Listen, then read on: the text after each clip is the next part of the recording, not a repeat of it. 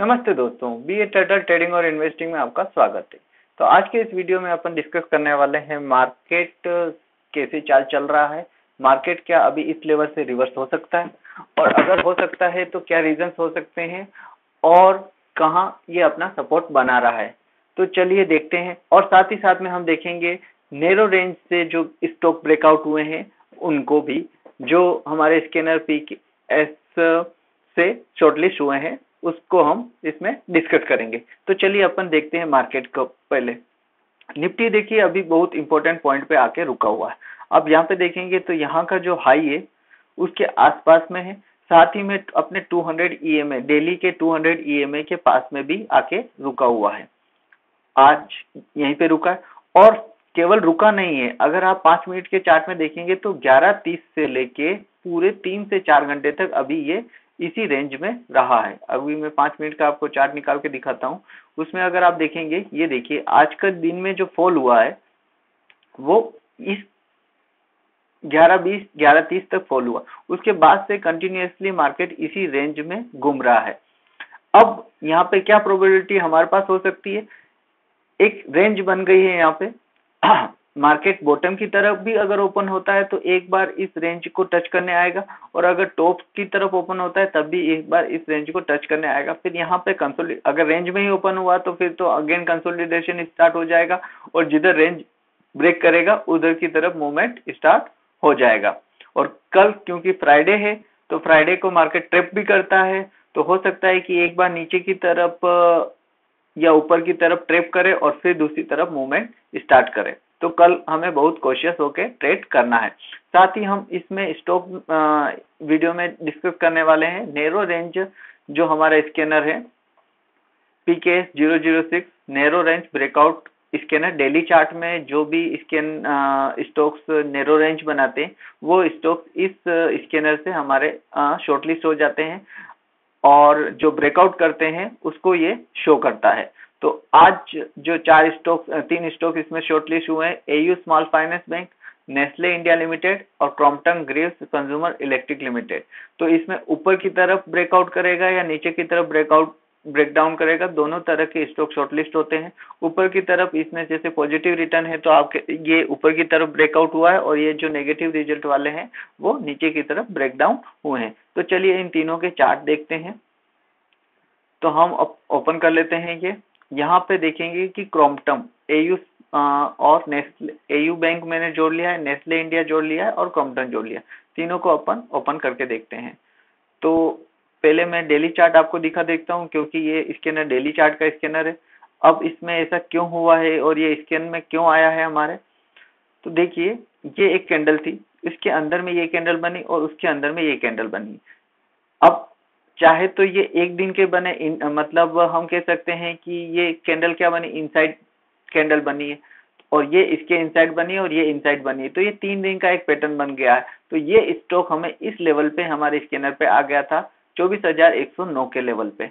तो 24,109 के लेवल से ही ये हमारे स्कैनर बॉटम जो नैरो रेंज ब्रेकआउट है, क्योंकि नैरो रेंज जो ये बनी थी इसको इसने ब्रेक डाउन कर दिया था। अब जैसे ब्रेक डाउन किया है और उसके बाद से कंटिन्यूसली फॉल हुआ है और हमें काफी अच्छा इसने रिटर्न डाउन साइड में दिया है। जिस तरह से मार्केट फॉल हुआ है, लेकिन मार्केट तो कंटिन्यूसली फॉल हो रहा है, लेकिन नेस्ले, अगर मैं निफ्टी की अगर बात करूं तो निफ्टी तो पिछले कितने दिनों से लगभग अगर मैं बोलूं यहाँ पे भी नहीं माने, यहाँ पे तो कंसोलिडेशन हो रहा था, इस अगर कैंडल से भी माने 23 अक्टूबर को, तो 23 अक्टूबर को भी नेस्ले ने तो अपनी कैंडल ग्रीन बनाई थी। देखिए 23, 20, 22, ये 23 यहाँ यहीं पे टॉप में ही था इनसाइड कैंडल, और जब गिरा कब है, आज गिरा है, तो आज ये हमारे इसमें नैरो रेंज ब्रेकआउट स्कैनर के अंदर आ गया। अब अगर हम एयू बैंक की बात करें तो एयू बैंक ऑलरेडी बॉटम पे था, उसने क्या किया था, एक रेड कैंडल बनाई, उसके अंदर में कल एक ग्रीन कैंडल बनाने की, ये हमारे बॉटम रिवर्सल पैटर्न का सिग्नल है। ये आप देखेंगे ये वाला जो 2 कैंडल है, अगर ये नेक्स्ट डे में इसके हाई को ब्रेक करके ऊपर में जाता तो ये हमारे बॉटम रिवर्सल स्कैनर जो पीकेएस 002 है उसमें आता और हम इसके लिए पॉजिटिव साइड में, अप साइड में इसमें ट्रेड कर रहे होते। सिंस इसने क्या किया कि ये जो रेंज बनाई इसको बॉटम नीचे की तरफ ब्रेक किया है, तो ये हमारे बॉटम रिवर्सल स्कैनर में नहीं आके नैरो रेंज स्कैनर में आया है, नैरो रेंज ब्रेकडाउन स्कैनर में, और आप देखिए इसके बाद इसने एक डिसेंट सा फॉल दिया है।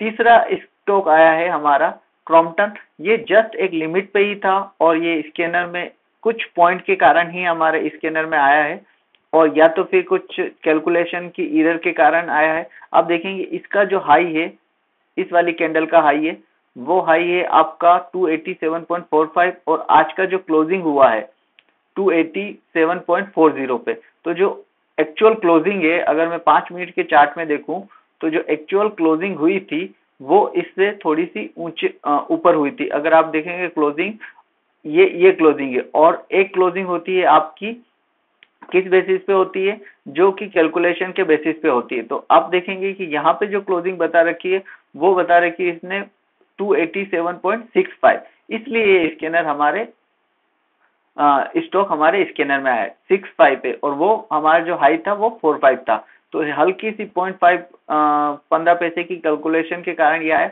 और वैसे भी ये ईओडी में हमारे लास्ट में, मतलब जब दिन अंत हो रहा था तब ये हमारे स्कैनर में आया था, तो इसमें मॉर्निंग से ट्रेड नहीं बनता था।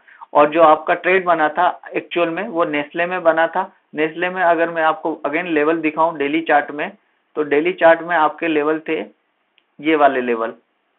इसका जो लो है आप देख सकते हैं 24,128.35। तो और भी अगर 25 भी मान लो 24,125, तब भी अगर हम इसके 5 मिनट के चार्ट में देखेंगे तो हमें किस कैंडल में ये दे दिया था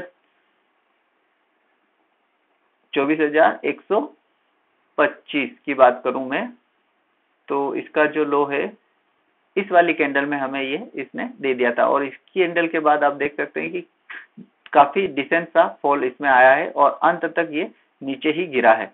और नीचे गिरते, और इम्पोर्टेंट चीज अगर आप मैं बताऊं तो लास्ट में जब ये दो कैंडल बनी इसमें काफी अच्छा और तगड़ा सेलिंग वॉल्यूम है, मतलब कि इसमें और प्रोबेबिलिटी है कि कल भी ये और नीचे गिरे।